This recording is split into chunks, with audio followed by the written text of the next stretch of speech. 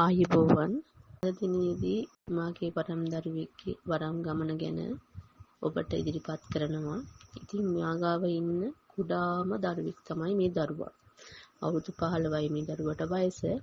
ඉතින් මේ දරුවට වරම් බල ශක්තිය යන තැනින් සිරකිරීම කරලා තමා මේ දරුවට තිබිලා තියෙන්නේ. ඉතින් උත්තේරණ කමට හැමතැනම ගිහිල්ලා අමාරුවේ වැටිලා තමා මේ දරුවා හිටියේ. නමුත් මේ දරුවට හොඳ සිතීමේ ශක්තියක් තියෙනවා. මොකද මේ දරුවා මා සොයාගෙන යන විටත් මේ දරුවට හොඳට මේ වරම් ජීවිතය ගැන වරම් ගමන ගැන හොඳ ලොකු තේරුමක් තියෙන දරුවෙක් මේ දරුවා. එතකොට වරමක් කියලා මේ දරුවා මේක අත්හැරියේ නැහැ. මේ දරුවා සොයා ගියා මේ දරුවගේ වරම කාටද මේ දරුවට හරියට අරන් දෙන්න පුළුවන් කියලා මේ දරුවා සොයා ගිය ගමනක් තමයි මේ මාගාවට ආවේ. ඉතින් මේ දරුවට ඉතා බල සම්පන්න එළිය පන්තිය හා ඇතුළේ පන්තියේ හොඳ දෙව්දන් වහන්සේලාගේ බල ශක්තියක් තියෙනවා. තාම අවුරුදු 15යි මේ දරුවට වයස. ඉතින් අවුරුදු 20 25 වෙනකොට මේ දරුවට කොච්චර බල ශක්තියක් තිබෙනවද කියලා ඔබ පොඩ්ඩක් හිතලා බලන්න. හොඳ ලොකු ප්‍රබල වරමක් මේ දරුවට තියෙන්නේ. ඉතින් තාම මේ දරුවා මේ වරමට ප්‍රවේශ වෙනවා විතරයි. ඉතින් මේ දරුවාට අවුරුදු තව ටිකක් තියෙන විදිහට යන්න. ඉතින් ඒ ගමන යනකොට මේ දරුවාට හරියාකාරව විසියාකාර වරම් බල ශක්තිය දරුවාට ලැබිලා ලොකු ගමනක් යන්න පුළුවන්.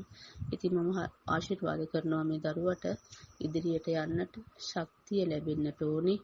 දෙව්දන් වහන්සේලාගෙන් බලය ලැබෙන්නට ඕනේ කියලා. මොකද අන් අයට වගේ කිසිම දෙයක් හොයලා බලලා සාමාන්‍යයෙන් කරන්නට කිසිම කෙනෙක් නැහැ. මොකද තේරෙන්නේ යන්න අයටත් මේ දේවල් කරන්නේ කොහොමද කියලා පවුලේ. ඒ වුණාට මේ දේවල් සොයා මේ දරුවෝ මේ තැන හදාගන්නවා. සොයා හදාගන්නේ. ඉතින් හරි හොඳ දරුවෙක්. මේ දරුවාගේ වරම් ගමන ගැනත් අපි මේ දරුවාගෙන් අහලා බලමු කොහොමද කියලා. තෙරුවන් සරණයි ඔබ සියලු දෙනාටම.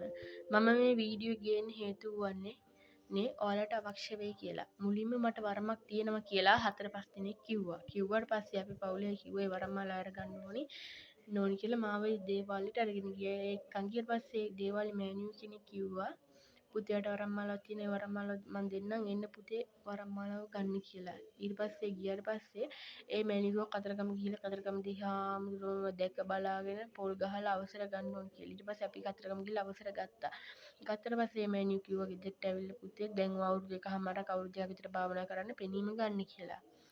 ඊට පස්සේ අපි මම මාස 1කමාරක් විතර භාවනා කරා. මට කිසිම සාහනයක් හම්බුනේ. ඊට පස්සේ මට අහම්බෙන් වගේ හම්බුණා මේ වීඩියෝ එකක්. ඊට පස්සේ වීඩියෝ එකේ තිබ්බ නම්බරයට අපේ පවුලේ කට්ටිය කෝල් එකක් ගත්තට පස්සේ කිව්වා ඒ මෑණියෝ පුතේවට වරම් මාලාවක් තියෙනවා. ඒ වරම් මාලාව මන් දෙන්නම්. ප්‍රබල වරම් මාලාවක් තියෙන්නේ නාගපත්තිනි අම්මගෙන් බදරකාලිය අම්මගේ ගම්බර අප්පච්චිගෙන් ඇතුල්මහනි පන්තිකාබ්‍ර දෙවිවරුන්ගේ ප්‍රබල වරම් මාලාවක් තියෙන පුතේ වරම් මාලාව මං ඔයාලට දෙන්නම්. එන්න පුතේ මාව හම්බෙන්න කියලා. ඊට පස්සේ මම ගිහිල්ලා මේ මෑණියෝ හම්බෙලා අපේ පවුලේ කට්ටියත් එක්ක මේ මෑණියෝ වරම් මාලාව අරගෙන දුන්නා මට.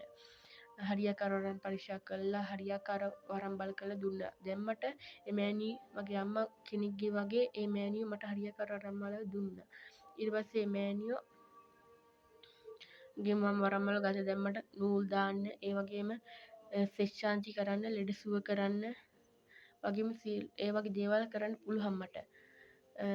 මං ඔයාලත් වරමනිස අසරණ වුණා නම් මේ මෑණියෝ ගිහිල්ලා හම්බෙන්න කිසිම හොරබොරු වංචාවක් කරන්න තමන්ගේ දරුවෙක් වගේ වරම් මාලාව අරගෙන දෙනවා. ඔයාලට සියලු දෙනාටම තෙරුවන් සරණයි.